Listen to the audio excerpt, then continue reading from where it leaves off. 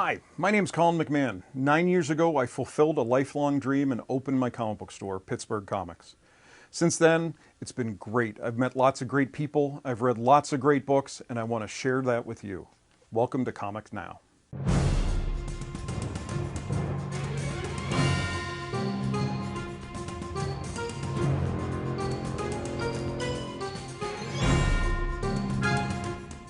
Happy New Year! Welcome to the January Comics Now. I'm Colin McMahon, owner of Pittsburgh Comics. I want you to stay tuned. We have a special guest coming up at the end of the show to give you a very special Happy New Year greeting. 2016 was a really interesting year. Lots of highs, lots of lows. Really interesting as far as a retailer, and I think also as a reader. You had the DCU, which kind of underperformed, and DC responded with Rebirth that completely overperformed. Far exceeded what anyone expected. We had Civil War finally wrapped up, a little bit late, and caused a little drag on some of the new titles that are spinning out of it. But overall, another good year of great books. We had a lot of fun stuff like Vision and Omega Men and Sheriff of Babylon from Tom King, who was fairly unknown going into the year. So lots of good stuff came out. We're getting lots of good collections coming out now. So I'm going to talk about a lot of the stuff that's coming out in January.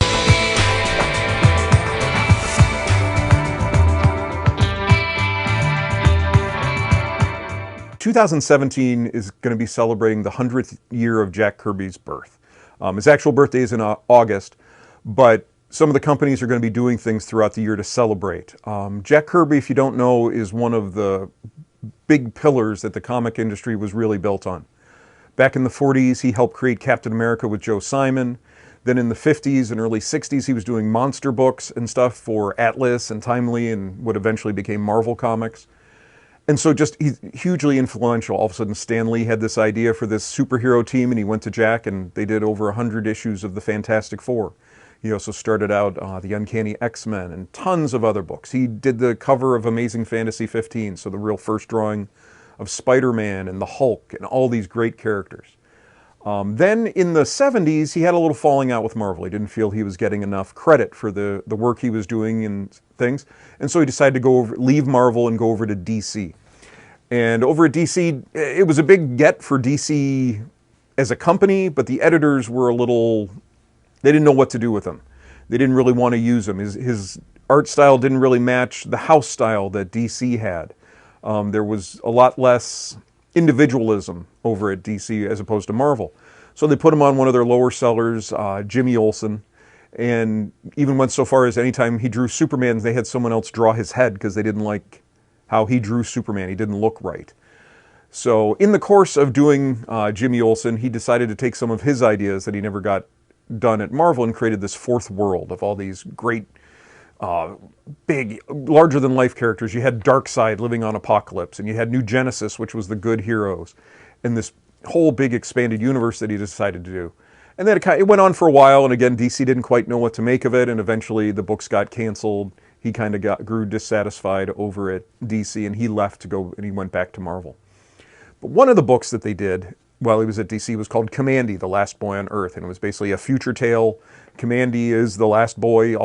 Everybody else on the planet is like animals that have become, can now walk and talk, and they're leaders, they're warriors, things like that. So this bizarre future tale. So what DC has decided to do in 2017 is do a year-long challenge book. We're taking a bunch of older creators and newer creators. I'm assuming they're mostly all Kirby fans and people that worked with him and respected him. And they're doing this 12-issue series. The basic idea is it's them telling their own little Kamandi story. But the catch is, at the end of each issue is going to leave on a huge cliffhanger that the next creative team has to figure out. So they have to start their story getting him out of this predicament, and then they tell their story and then leave him in a new predicament for the next creative team. So this one's starting in January. It's going to be 12 issues to go throughout the year, which is really just kind of a really neat idea. The names of creators, I don't want to name them all because there's too many, but it's a lot of big names, not people you haven't heard of. Lots and lots of big names, which is really neat. Marvel is also doing an event that they haven't come out and said it's a Kirby tribute, but it certainly looks like a Kirby tribute, which is Monsters Unleashed, and that's starting in January, where the Marvel Universe is being attacked by the old Marvel monsters from the 50s and 60s. Things like Groot started as an old Marvel monster, a giant tree attacking, and all sorts of characters that you've probably never heard of, but it doesn't matter. They're just big giant monsters, which is letting them have a lot of fun, basically having monsters rampage the Marvel Universe. So that's what's going on with that. I'm assuming we're going to get a lot more things from other creators, especially closer to August. Other companies. Closer to August when his actual birthday is. But DC's doing it all year long, which is fun.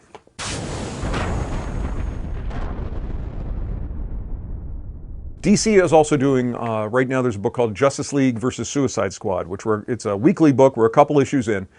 And I don't know exactly how it's going to wrap up, but it looks like it's introducing some old villains back into the DC universe that we haven't seen since pre-New 52.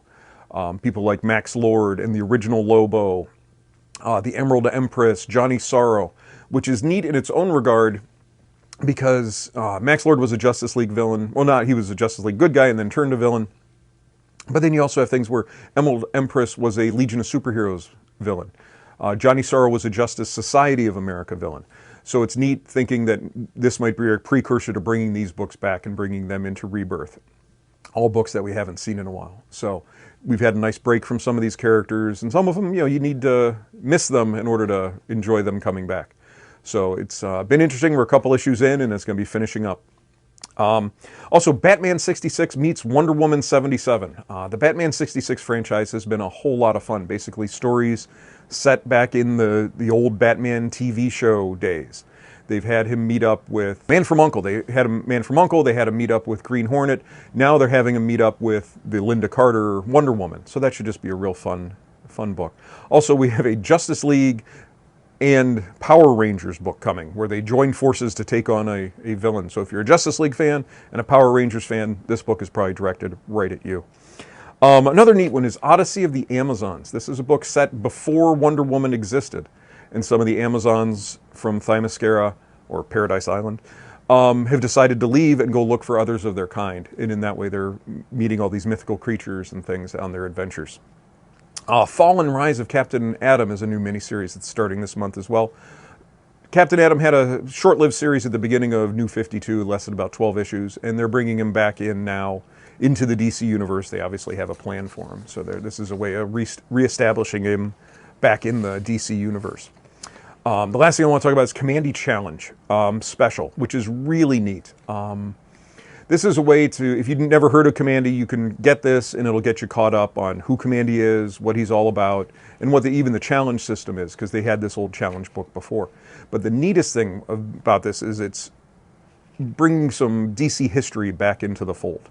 Now, I'm old. I started reading comics well before the internet, so the only way I had of finding out information was looking in the old fan magazines, things like Alter Ego, Amazing Heroes, all sorts of things that would come out, these big chunky black and white newsprint books. But it was things like this that were coming out in the 80s, which just all sorts of information about characters and things.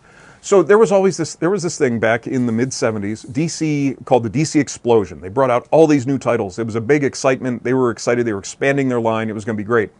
Well, it didn't work. And very quickly, they canceled most of the books that came out and canceled a lot of other books that had been going on. And it was really renamed the DC Implosion. So a lot of books had issues that never finished. One being the original Firestorm series. This book collects the original Firestorm. I got into Firestorm in the 80s when they came out with the series Fury of Firestorm, and eventually went back and got these issues. There were only a few of them.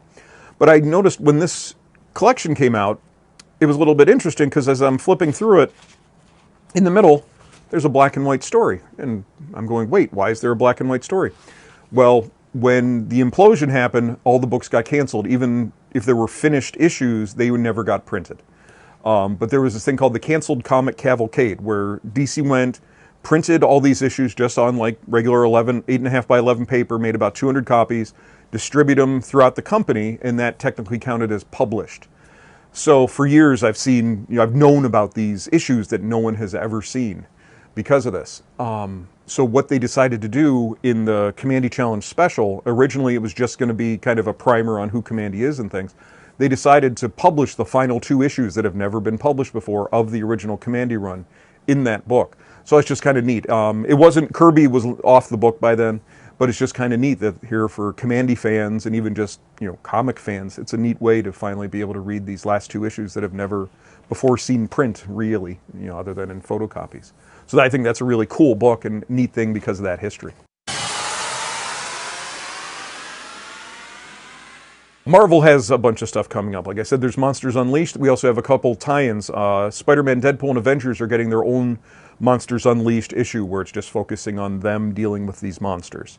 Mighty Captain Marvel #1 is coming out, dealing with the after effects of what happened in Civil War II, and how she's accepted by the Marvel Universe and what her future is going forward.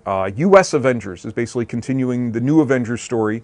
They've been rebranded. They're now more working with the government as opposed to kind of being a little sideline. So it's a new #1, a new Avengers team. In Mighty Thor, we're beginning the Asgard Shi'ar War, where the Shi'ar, who are this galactic force, is now going to be attacking Asgard. So we'll see where this one goes. Unstoppable Wasp is a new #1. It's a new character. Basically, way back in the 60s, in one of the issues, I think, Tales to Astonish or something, Hank Pym got married and had a wife, and it was never again mentioned. Well, someone went back, read that, said, hey, what if they had a kid, and now this kid comes along. Apparently, Hank Pym is dead in the Marvel Universe currently. He'll get better, I'm sure. But, so she's kind of taking his space, his place in the Marvel Universe, and has now become the new Wasp. Inhumans vs. X-Men continues. We're 1 issue into that. That's going to be continuing on for a while with all the X books and the Inhumans books tying into it. In Spider-Man, the Clone Conspiracy is still going along. Both in Spider-Man and the Clone Conspiracy has its own book, as well as Silk and Prowler. So that one's still going. And then another new one, which was, it came out this week, Deadpool the Duck, which is basically, it was Deadpool is going to take on a mission and he accidentally runs into Howard the Duck. Deadpool finds he has a teleporter, so he goes ahead and activates it. Sadly, Howard the Duck is too close. They both get sucked in, and when he comes out of the teleporter, they've been merged. So it's a story of Deadpool and Howard the Duck being one character.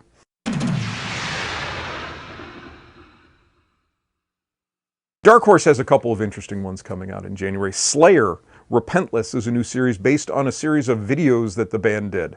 So if you're a Slayer fan and ever wanted to read a comic of expanding the stories of their videos, this one's for you.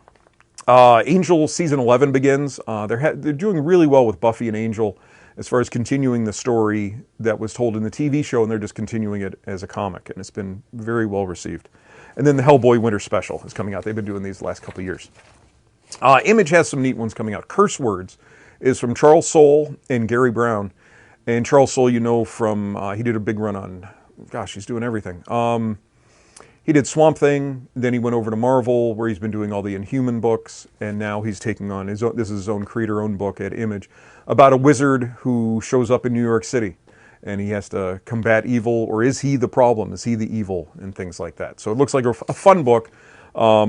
Ryan Brown is typically more of a cartoony artist. He did a book called God Hates Astronauts, and he's on this now. So this one looks fun.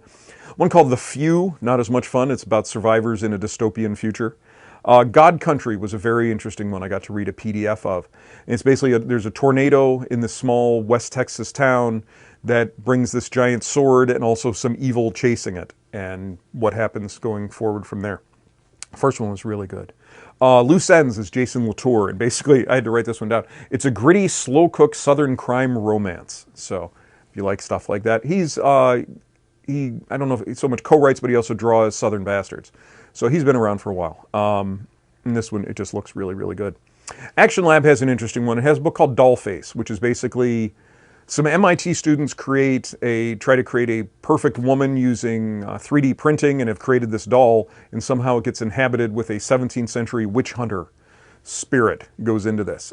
This is neat because it's written by a former customer of mine who created Action Lab. He's the CEO behind Action Lab, and he's writing this one. So a little fun with that one for Brian Seaton, doing this one called Dollface. Aftershock has a new one. It's Blood Blister from Phil Hester and Tony Harris, and it's more of a hard, like, horror possession type book. Archie is coming out with a Riverdale one-shot to tie into the new TV show that they have coming. So I think it'll be a little bit of setup for what's going on with the TV show. Black Mask, one of my favorites, is doing a new book called The Dregs, which it had a little preview in the back of another book they did called No Angel, and I actually found the Dregs preview. No Angel was good, but the Dregs preview was very intriguing. And basically, it's equal parts Raymond Chandler and Don Quixote set in a metropolis that literally cannibalizes the homeless. So it's not a happy book. The preview was very disturbing, but interesting. Boom has some stuff coming out. It has a new WWE series. We got the Zero a while back, but now the #1 is finally coming. So if you love wrestling, want to see your wrestlers, I don't know, interacting outside of the wrestling ring, you can get them here. Lady Castle is getting a lot of good reviews so far. That's more of a sword and sorcery fantasy epic type book. And The Deep, which I guess is a Netflix series. I didn't realize that, but it's about a family that lives and adventures underwater. Dynamite has a new Red Sonja book coming, and there's a little twist on this one where she is in present-day New York City, as opposed to fighting back in the past in Conan-type days. She's now brought to the present. There's a new James Bond series coming out, Felix Leiter. James Bond has done far and away way better than I ever would have expected. And we have the main book, we have one called Hammerhead. It's a mini-series going on right now, and then we have a new one coming. So they're getting all they can out of this license, but it's been very, very well received. Also, a new Spirit book that I'm excited about, mostly because it's written and drawn by Francesco Francavilla, who is just a really nice guy, but a really fantastic artist. He did Batman way back. He did some Black Panther. He's done a million covers you've seen, but he's a real fan of the Spirit and decided to take his swing at it. So he's doing a mini-series of the Spirit, which should be good. Fantagraphics, though I normally don't talk about, is because they don't do comics. They normally just do reprint books and things. They're doing Love and Rockets has been really, really successful, especially as they brought it back in issues. And now they're doing a spin-off of that, Psychodrama Illustrated. So if you're a Love and Rockets fan, there's going to be some more of that coming for you.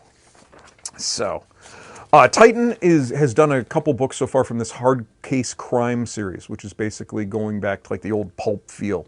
And they have one coming out called Assignment. I think it was called Reassignment, but they had to change the name. But basically, the synopsis was this hitman goes off to fulfill his contract, but the sister of the person that he's targeted to hit is also a surgeon and knocks him out and reassigns him and does a little surgery to him. And when he wakes up, he's now on a mission to take her out. And there's one called Call from Titan as well, and it's about an outer space one. There's 3 races living on a prison ship that's just wandering aimlessly through the stars, and Call is the leader of the humans. And he's kind of insane, kind of crazy, and he wants to take over the whole ship. So that's about it. Not September, or it's January. January is always a little bit, the publishers normally take a little back seat. They're gearing up. Most of their big things happen in the summer. So it's always a bit of a breather in January, but still lots of really good stuff coming out. Oh, the other thing I wanted to mention was the Rebirth collections are finally starting to come out. So if you didn't jump onto Rebirth, but you've been hearing good things, but having trouble finding some of the early issues, the graphic novels are starting to come out. So if you've been waiting, now's a really good time to jump on. I got in a bunch of the Superman ones and blew through those because I can't talk about that book enough. So come on by, stop by and see those. Take a look if you've been wanting to give them a try. So that's all I have for this week, or this month. Stay tuned for Comics Previews Theater and a special Happy New Year greeting from a very important comic person.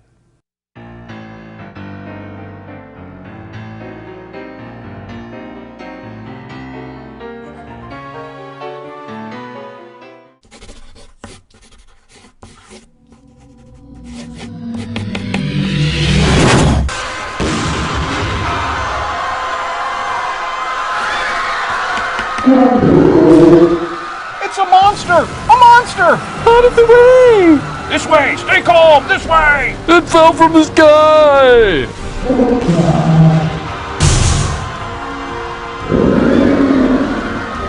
Avengers, assemble! Anyone know where this thing came from? Thor? Her? Looks like your kind of beast. I have battled countless fell creatures, Spider-Man, but this behemoth is unknown to me. Unknown, but looks fun nonetheless. There are people in those buildings. Gods and demigods, start punching that monster until it's in an unpopulated area. For the rest of us, civilian rescue is a priority. We're on it, Cap. Do not worry. I have you. You know what I was just saying to myself? Spidey, I said. You don't fight enough gargantuan monsters these days. He's big and mean, but he's got to have a weakness. We just need to find it. Now.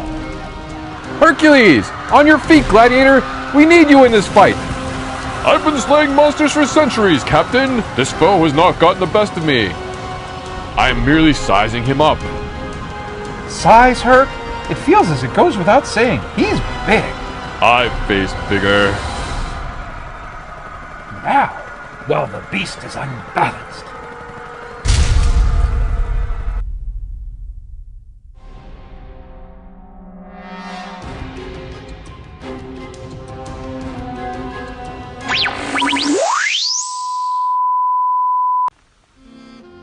Happy New Year to all, including to my many enemies, and those who have fought me and lost so badly, they just don't know what to do.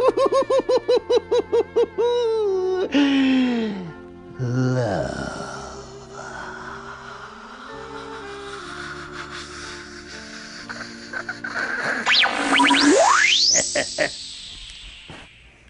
As always, you can find me at the store or the website pittsburghcomics.com, Twitter under PGH Comics, and also on Instagram. I've been posting a lot of images lately of books that come in and trades I want you to know about.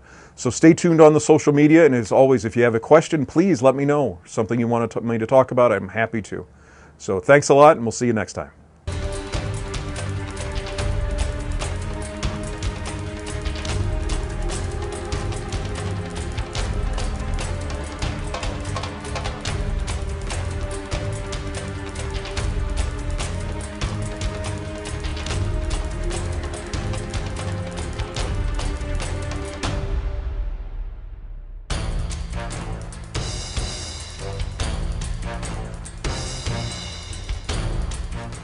All right. You ready? I'm ready. So basically the first page is just Yes. nothing there. So then we have Ski Raw, and then I think it's 4 different people, so we can alternate if you want. All right, I'll try the... Okay, Ski Raw.